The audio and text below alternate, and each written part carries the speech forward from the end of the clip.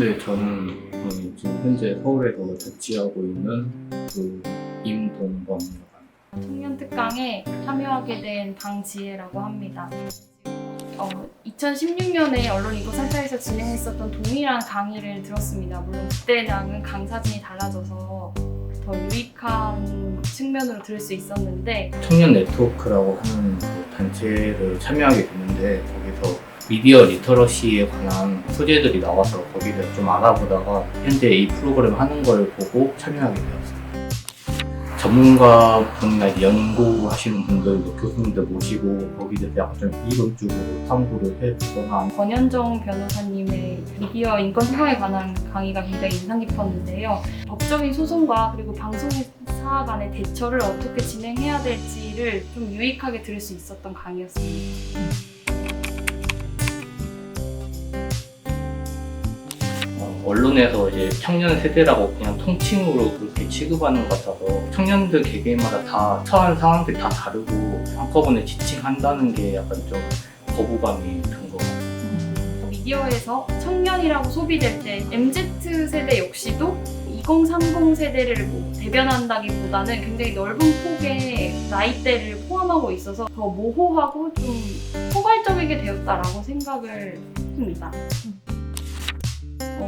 미디어가 청년을 이야기할 때 청년 세대의 어떤 입장에서 이야기를 하는 것이 아니라 언론사의 데스크들은 기성세대인 경우가 많고 지금 청년들이 고민하는 부분들이 폭넓게 담기기는 어렵기 때문에 좀 촘촘화된 청년들을 대변하는 그런 매체라거나 혹은 코너라거나 혹은 컨텐츠들이 많이 방영이 될 수 있었으면 좋겠다는 생각을 했습니다. 사회 구조가 어떻게 청년들을 이렇게 만들어 왔는가를 생각을 먼저 해야 한다고 생각합니다. 살아오는 그런 시기 동안에 교육들은 다 남들을 짓밟고 올라가는 그런 교육 경쟁하는 교육이 있거든요. 능력주의의 의식이 정식되어 있다고 생각을 해요. 어떤 직업을 갖느냐에 따라서 이렇게 권위주의 의식이 나오기도 하고 스스로 또 오만함을 갖게 된다고 생각을 하고 있거든요. 층층이 더 많이 내재화돼서 정규직과 비정규직 간의 차별 같은 걸 또 옹호하기도 하는 게 많이 심화되고 있다고 생각합니다. 전 다른 세대 같은 경우에는 상하 관계나 그런 거에 대해서 약간 좀 되게 익숙하고 주변 사람들의 관계에 있어서 유대감은 그래도 보이는 형편인 것 같은데 청년 세대는 그거는 살짝 더 떨어지지 않나요? 제 기성세대들과 제가 직접 소통할 때 굉장히 어려움이 많지만 이제 10대가 20대가 돼서 사회에 들어오게 된다면 저는 제가 기성세대랑 소통을 하는 것보다 제가 그 밑에 세대랑 소통하는 게 훨씬 더 어렵지 않을까라는 생각이 듭니다. 왜냐하면 촛불을 경험한 세대, 이렇게 역사적인 순간 가운데 세대적 특징이 달라지고 교육과정 가운데서도 세대적 특징이 달라지기 때문에 갈수록 이 상황들은 조금 더 첨예화될 수 있고 교류는 하지 못하는 것 같아요. 계속 이야기하다 보면은 그게 충돌이 생기게 되거나 생각 차이가 있어가지고 내가 차별받고 있다는 거 그런 것들을 내비쳤을 때 보이지 않는 그런 차별 같은 것보다는 보이는 차별이 없지 않느냐는 형식으로 가는 그런 경향이 있는 것 같아가지고 잘 전달이 안 되는 것 같다는 거예요.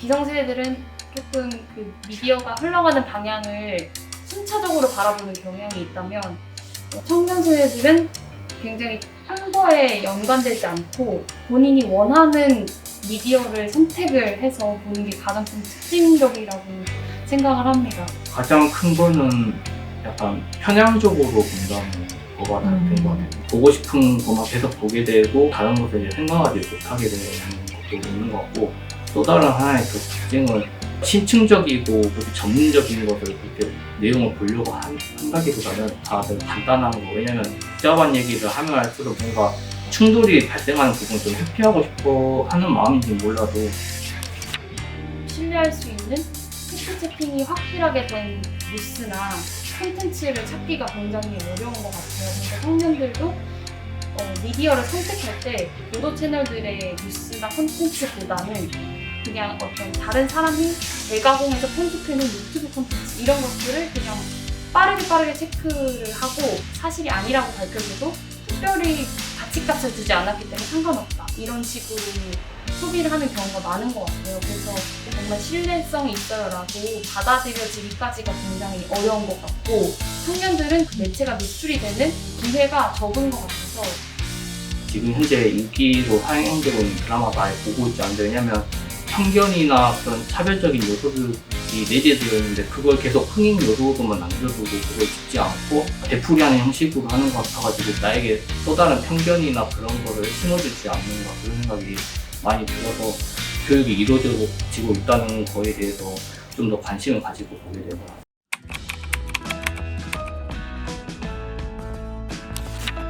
방탄소년단의 멤버와 그다음에 블랙핑크의 멤버가 서로 열애를 하는데 해킹을 해서 사진을 유포시킨 사건이 굉장히 논란이 됐었는데요.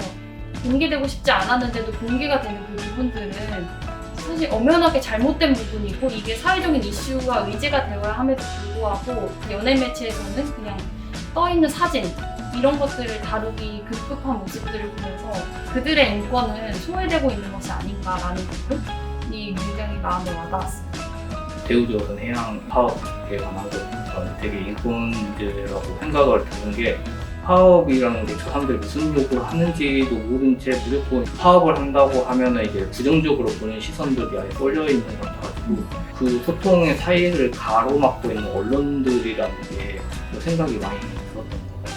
한 가지 더 최근에 언론인터뷰에서 논평을 낸 것 중에 성범죄자 보도에 관한 논평이 있었어요. 그러니까 성범죄자 보도를 너무 악마성과 흉악성에만 집중을 해서 제목들이 너무 자극적으로 보도가 되어서 사실을 알리는 것도 중요하긴 하지만 그 사실을 봤을 피해자 가족들과 피해자의 입장을 생각하지 않았다, 이게 2차 가해였다라는 부분에 대해서 공감을 하게 되면서 그 부분도 좀 주목해서 봤습니다. 언론에서는 자기의 유리한 부분만 딱 잘라서 보여주는 게 좀 문제라고 생각을 하는데요. 저쪽은 아예 좀 편견에 휩싸이게 좀 더 논지를 약한 그런 주장들, 그런 것들을 실어놓고 그에 대한 근거는 제대로 다뤄놓지 않는 반면에 자기가 얘기하고 싶은 부분 상대하게 소상하고 비판적으로 봤으면 세상은 정말 제대로 볼 수 있지 않을까 생각을 하고. 권현정 변호사님의 강의 중에 최근에 논란이 되고 있는 사이버 렉화에 대해서 언급을 하신 적이 있습니다. 어떤 사람의 확인되지 않은 내용들을 편집해서 유튜브나 어떤 인터넷 매체들에서 가공이 되고 있는 건데요. 최근에 이제 언론 매체들에서 유사하게 활용하고 있는 모습들을 봤습니다. 인권에 관련돼서는 더욱 그러한데요. 확인되지 않은 정보들을 그냥 보도 대담 프로그램에서 막 얘기를 한다든지, 어떤 주제를 잡고 좀 자극적인 제목을 떠서 이야기를 한다든지, 정말 사이버렉화랑 유사한 형태의 포인트들을 가져가는 경우가 굉장히 많아서 저는 이 부분이 굉장히 아쉽다고 생각이 들었어요. 콘텐츠들을 청년에게 도달하게 할 거면 지킬 수 있는 어느 정도의 가이드라인을 제시를 하면서 설득을 할 수 있는 그런 용기도 필요하다고 생각합니다. 언론이 정말 행정부, 입법부, 사법부에서 제4부라고 해가지고 견제 기능을 정말 하려면은 자본에서 자유로워야 하는데, 그러지 못한 부분 때문에 전체 사람들의 여론을 대변한 게 아니라 소수 일부 사람들이 정말 여론인 것처럼 이렇게 호도하는 부분이 많이 생기고, 가장 중요한 거는 그 수익 구조에서 자유로워져야지만 정말 공정한 언론이 될 수 있다는 생각이 들어서 언론에서는 좀 고민을 해줬으면 좋겠다는 생각을 갖고 있습니다.